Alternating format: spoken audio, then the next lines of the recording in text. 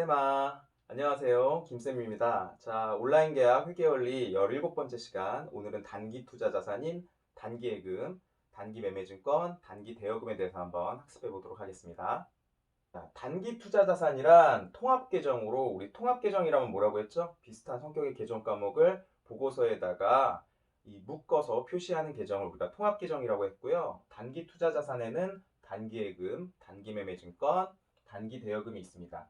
단기 투자 자산은 기업이 1년 이내에 어떤 투자를 해서 다시 회수할 목적으로 보유하고 있는 자산을 우리가 단기 투자 자산이라고 합니다. 자, 그러면 단기예금부터 한번 살펴볼까요? 단기예금이란 결산일 12월 31일을 기준으로 만기가 1년 이내로 도래하는 금융기관에서 취급하고 있는 예금이라든지 정기예금이라든지 정기적금, 양도성 예금증서, 어음관리계좌, 환매채 등과 같이 단기적인 투자 목적으로 보유하고 있는 금융상품들을 우리가 단기예금이라고 합니다. 주로 이자 수익을 목적으로 또는 투자를 통해서 그 투자에 관한 수익을 목적으로 보유하고 있는 자산이라고 할 수 있어요. 자, 정기예금은 한 번에 금액을 은행에다 예금을 해놓고 일정 기간 이후에 이자를 받으면서 나중에 만기가 되면 이 금액을 회수할 수 있는 그런 상품들을 말하고요. 정기적금은 적립식으로 그러니까 매달 일정한 금액을 은행에다 예금을 하고 그리고 일정 기간이 지나면 이제 예금에 대한 이자를 받고 이 금액을 회수할 수 있는 상품을 말합니다. 양도성 예금 증서라고 하는 것은 크레딧 오브 디파짓이라고 해서요. 예금 증서이긴 한데 양도가 가능한 타인에게 양도가 가능한 이러한 금융상품을 양도성 예금 증서라고 합니다. 어음관리 계좌는 캐시 매니지먼트 어카운트라고 해서요. 은행에 이제 이 어음관리 계좌를 만들면 이 은행에서 자금을 운용해주는 회사에다가 이 예금을 맡겨서 그로 인한 운용으로 인한 투자 수익이 발생하면 그러한 것들을 투자 이익으로 기대할 수 있는 상품을 말합니다. 환매채라고 하는 것은 리퍼체이즈 어그리먼트라고 해서요. 일정 시간 후에 다시 매입할 수 있는 일정 금액으로 매입할 수 있는 이러한 상품들을 우리가 환매채라고 합니다. 그래서 이 환매채도 1년 이내에 회수가 가능한 금액이고요. 그래서 이러한 상품들을 매입을 하면 계정 과목으로 단기 예금으로 처리하면 되겠습니다. 단기예금 계정 원장을 한번 살펴보면 단기예금은 영구 계정이기 때문에 잔액이 남을 수도 있습니다. 그래서 전 회계기간에 남은 단기예금 금액이 있다면 전기 이월액이 차변의 자산으로 오겠죠. 그리고 올해 회계기간에 새로 단기예금을 구입을 했다면 예금으로 입금한 금액이 차변에 오겠죠.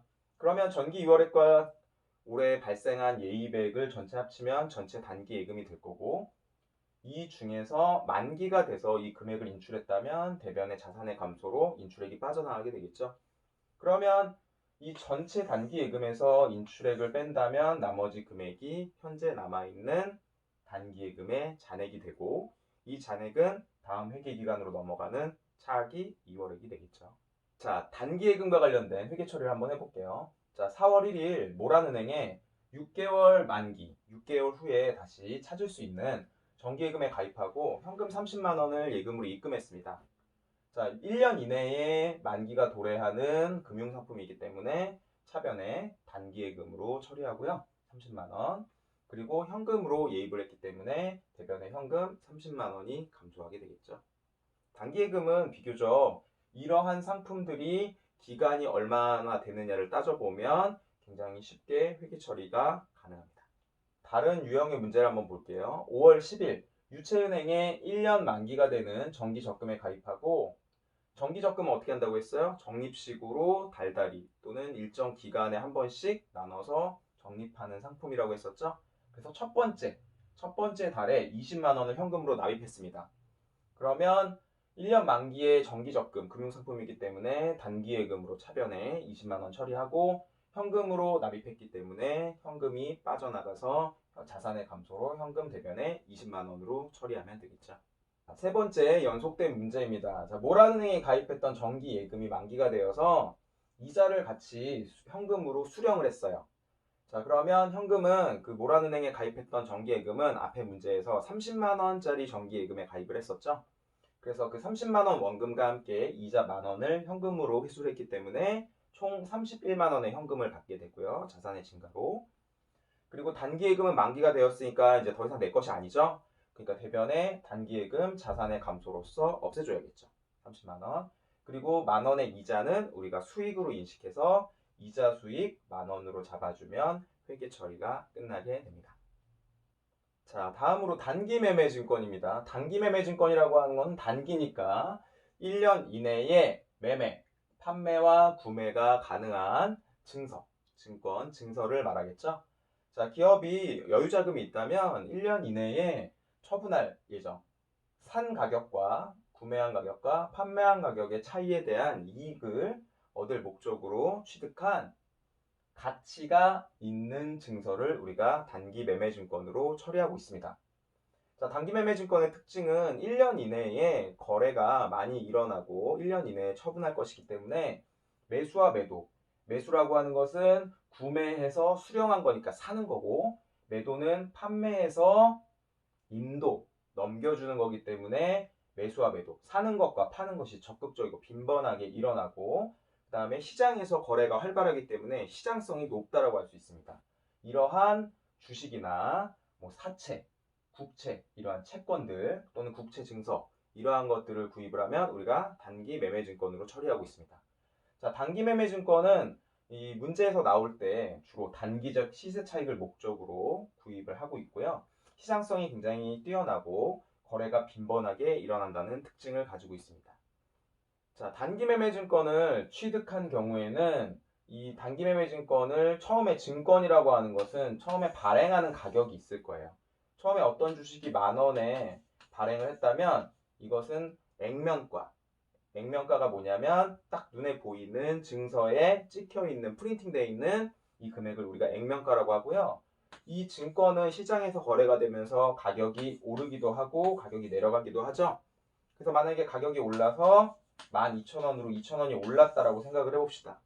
그러면 처음에는 만 원 주고 발행을 했지만 지금은 현금 또는 뭐 어떠한 이 구입에 대한 대금을 12,000원을 주고 구입을 하게 된 거겠죠? 그러면 장부에는 만 원으로 적는 것이 아니라 취득한 금액인 12,000원으로 적어 놓으면 되겠죠. 취득한 금액으로 처리하고, 그리고 증권은 우리 회사에서 발행을 못하죠. 그래서 보통 은행이나 증권회사에 가서 발행을 하게 되는데 이 발행을 하게 되면 공짜로 안 해주겠죠.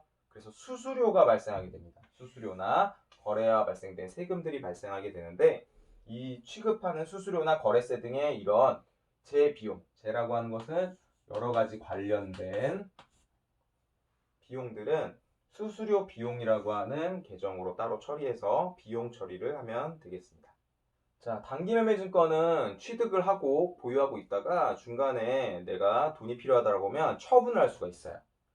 그래서 단기 매매 증권을 처분할 때는 내가 샀을 때, 그 단기 매매 증권을 샀을 때에 장부에다 적어 놓은 금액이 있겠죠? 아까 같은 경우는 뭐 12,000원에 장부에다 적어 놨다고 생각을 해봅시다. 12,000원에 구입해서 한 주만.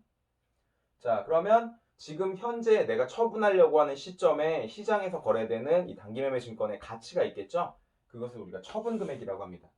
그러면 주식이 좀 올라서 14,000원을 이때 팔았어요. 그럼 얼마가 이득이죠?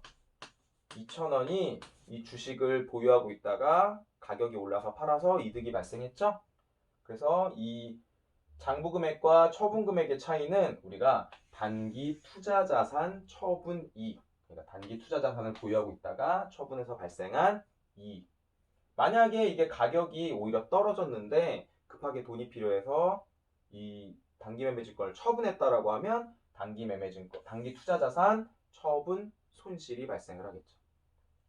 자, 단기 매매 증권의 원장을 살펴보면 단기 매매 증권도 영구 계정이기 때문에 만약에 보유하고 있던 단기 매매 증권이 있으면 전 회계 기간으로부터 넘어온 금액이 있겠죠.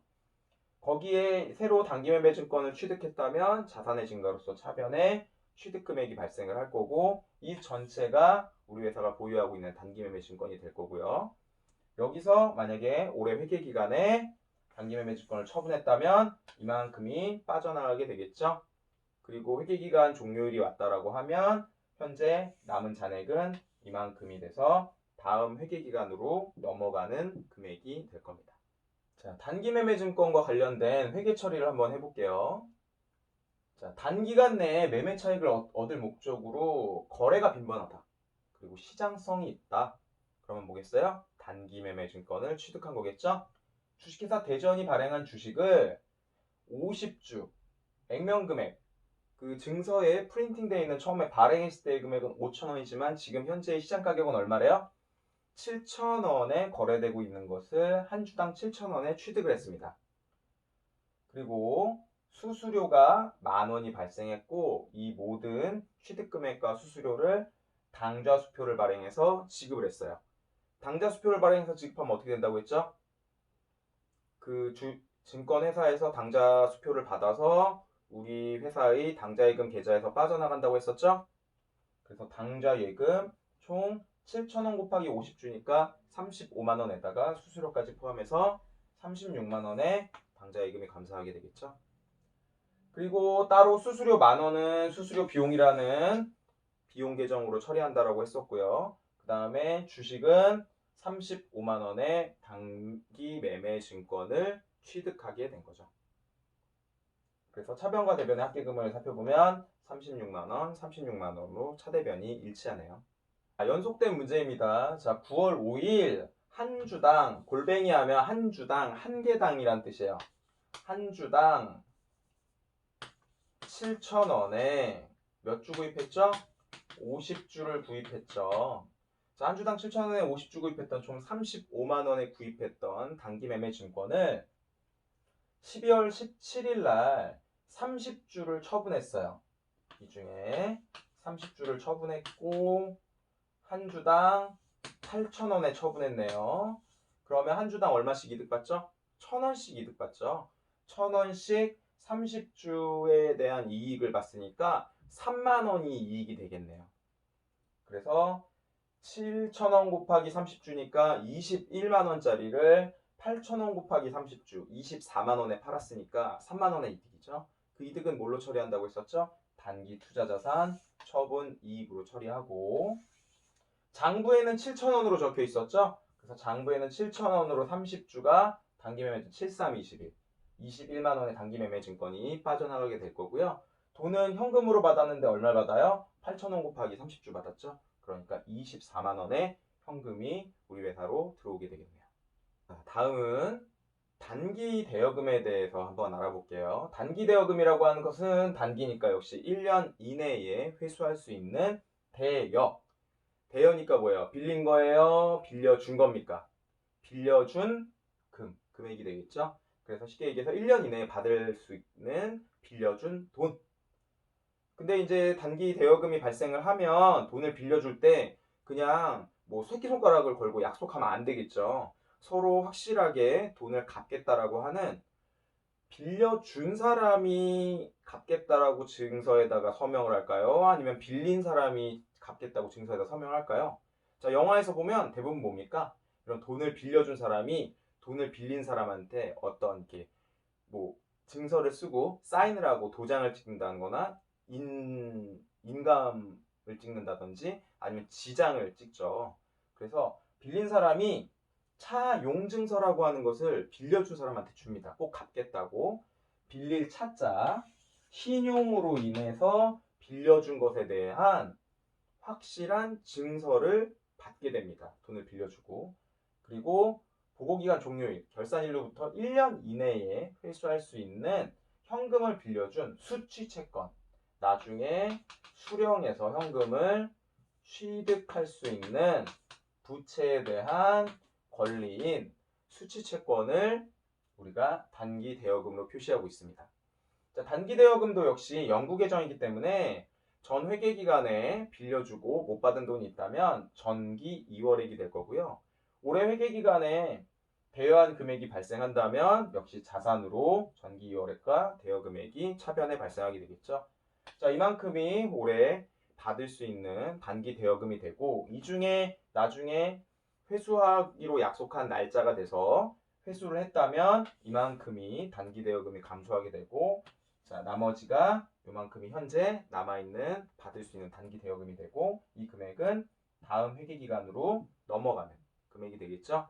그리고 다른 말로는 아직 회수하지 않은 금액, 미회수액이라고도 할 수 있겠죠. 자, 단기 대여금과 관련된 회계 처리를 한번 살펴보도록 할게요. 자, 8월 12일 날 인천상점에다가 우리 회사가 현금 50만 원을 4개월간 대여하고 이 대여한 금액에 대해서 확실한 증서인 차용증서를 받았습니다. 자, 그럼 현금을 50만 원 대여해 줬기 때문에 현금 50만 원이 기업에서는 감소하게 되고요. 1년 이내에 회수할 수 있는 대여한 금액이기 때문에 단기 대여금 50만 원으로 처리하면 되겠죠. 자, 12월 12일 날 4개월이 지나서 인천상점에다가 대여한 금액을 회수를 했습니다. 자, 회수하면서 뭘 같이 받았어요? 이자를 같이 받았죠? 자, 그래서 총 50만 원에다가 만 원에서 51만 원의 현금을 회수했으니까 자산이 현금 51만 원이 증가하게 될 거고 단기 대여금은 이제 회수했으니까 서로 상계 처리 없애줘서 대변에다가 단기 대여금 50만 원이 없어지게 될 거고 만 원은 이자 수익이 발생했기 때문에 만 원의 이자 수익을 처리해주면 되겠죠. 자, 그래서 오늘은 단기 투자 자산인 단기 예금, 단기 매매증권, 단기 대여금에 대해서 한번 학습을 해보았습니다. 자, 다음 시간에는 기업에서 상품을 판매하고 구두로 외상 처리한 외상 매출금에 대해서 한번 학습을 해보도록 할게요. 자, 회계는 뭐다? 회계는 연습이다. 자, 눈으로만 보지 마시고 집에서 노트를 펴놓고 열심히 한번 직접 스스로 회계 처리해 보시길 바랍니다. 다음 시간에 볼게요. 안녕.